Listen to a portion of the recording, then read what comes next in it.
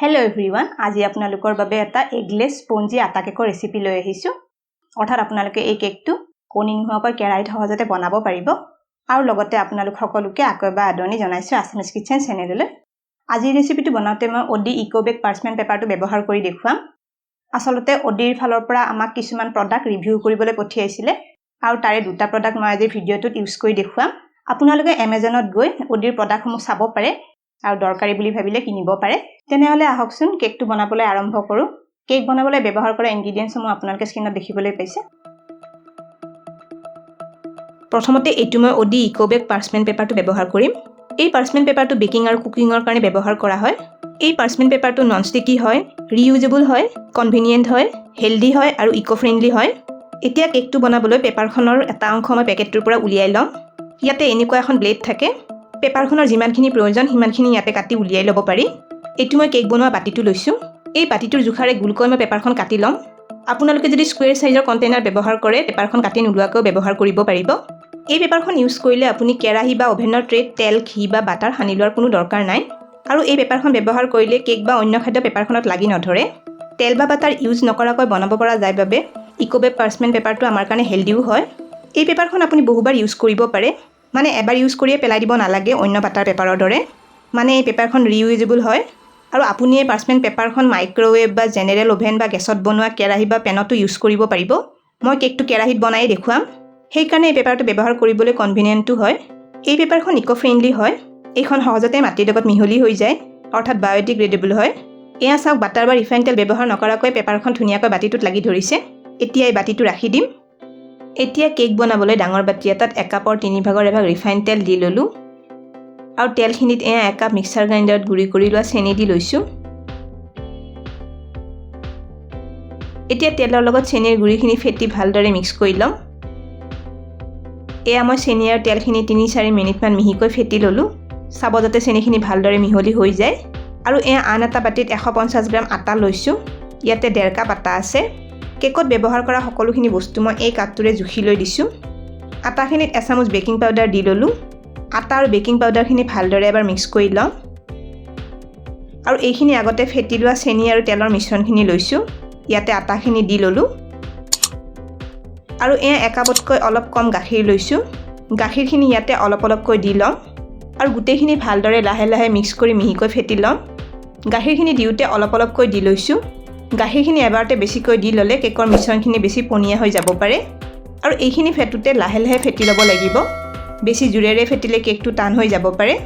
এয়া কেকৰ মিশ্ৰণখিনি মিহিকৈ ফেটি ললো। কেকৰ বেটাৰটো খুব বেছি ডাঠ বা পনীয়া কৰি ল'ব নালাগে। এয়া চামুচেৰে অলপ দেখুৱাই দিছো। এতিয়া এয়া আধা চামুচ ভেনিলা এসেন্স কেকৰ মিশ্ৰণটো দি ললো। এইখিনি এবাৰ মিলাই লম। ভেনিলা এসেন্স অলপ দিলে কেকৰ এটা খুব ধুনীয়া গোন্ধ আহিব। আৰু শেষত এয়া 2 চামুচ নেমু টেঙাৰ ৰস কেকৰ মিশ্ৰণটো দি ললো। আকৌ এবাৰ গোটেইখিনি ভালদৰে মিলাই লম। নেমু ৰস অলপ দি ল'লে কেকটো ধুনীয়াকৈ ফুলি আহিব আৰু কেকটো সফ্ট আৰু স্পঞ্জি হ'ব। আৰু এইটো অডি ইকোবেক পাৰ্চমেন্ট পেপাৰ লগোৱা বাটিটো লৈছো। ইয়াতে কেকৰ মিশ্ৰণখিনি দি লম।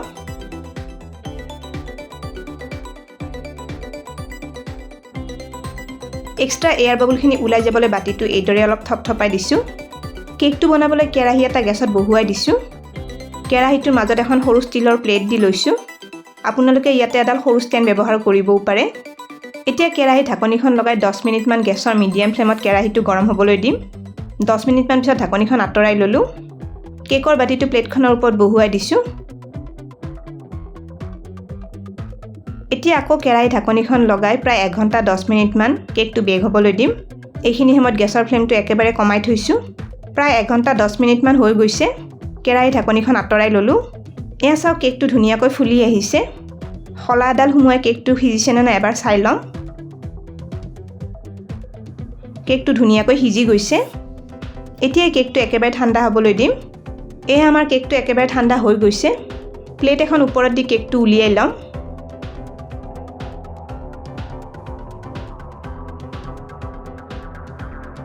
এয়া চাওক কেকটো উলিয়াই ললো। জেনেৰেল বাটাৰ পেপাৰ ব্যৱহাৰ কৰিলে চুৰি এখনেৰে কেকটো চাৰিওফালৰ পৰা উলিয়াই ল'ব লগা হয়। কিন্তু অডি ইকোবেক পাৰ্চমেন্ট পেপাৰটো ব্যৱহাৰ কৰাৰ বাবে চুৰি ব্যৱহাৰ নকৰাকৈ কেকটো মই ধুনীয়াকৈ উলিয়াই ল'ব পাৰিছো। এতিয়া পেপাৰখন কেকটোৰ পৰা সাৱধানে এৰুৱাই লওঁ। চাওক তেল বা বাটাৰ ব্যৱহাৰ নকৰাকৈ কেকটো ধুনীয়াকৈ এৰ খাই আহিছে। এয়া চাওক কেকটো কিমান বঢ়িয়া আৰু কোমল হৈছে। কেকটো এক পিচ মই কাটি উলিয়াই লৈছোঁ।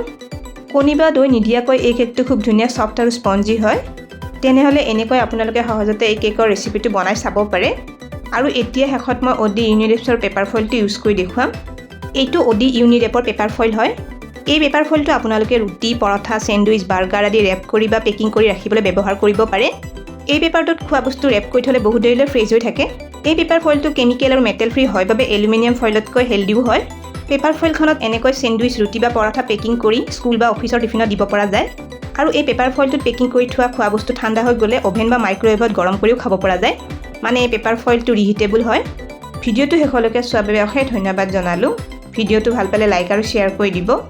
স্ক্ৰীনত দেখা পোৱা ৰেচিপিকেইটা চাবলৈ মই ৰিকমেণ্ড কৰিলোঁ। ভিডিঅ'কেইটা চাবলৈ ৰেচিপিটোৰ ফটোখনৰ ওপৰত ক্লিক কৰিলেই হ'ল।